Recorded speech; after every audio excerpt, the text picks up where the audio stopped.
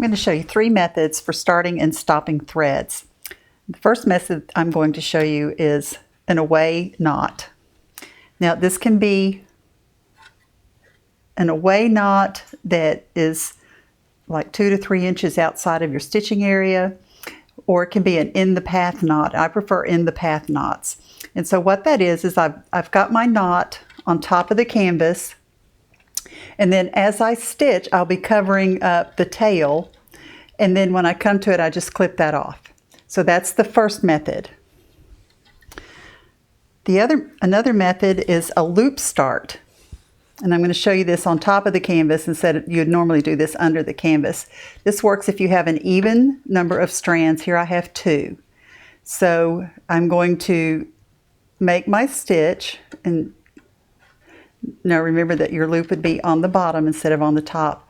Pass your needle through the loop, and that secures it.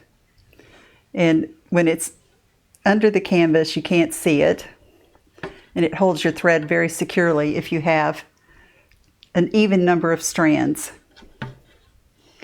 The third method is a pin stitch. And I'm getting to where I really prefer the pin stitch for a lot of things.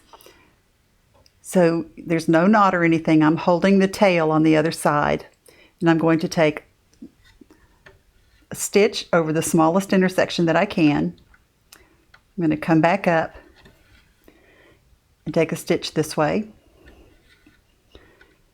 And you could stop here and it would still be secure, but I always give it just one little extra. And this works really great if you're doing something like a waffle stitch or a double fan doubled, and you want the thread to be held very securely. It's very secure. It's not going anywhere. But you do want it to be covered by the stitching that's going to come next. And in class, we always get this question, how do I end? What I've been doing is I just bring the needle to the front, I leave the tail, and as I stitch over it, then when I come to the tail, I can clip it off. It'll be held securely by the stitches that I'm making next. I prefer this to trying to weave in under the stitching on the back side because you can disturb the stitches on the front by trying to weave in on the back. So I'm getting to where I just prefer to bring the thread to the front, and I'll stitch over it with the next stitches, and then I can just clip it off when I come to it, and it will be held securely by the stitches that I'm making next.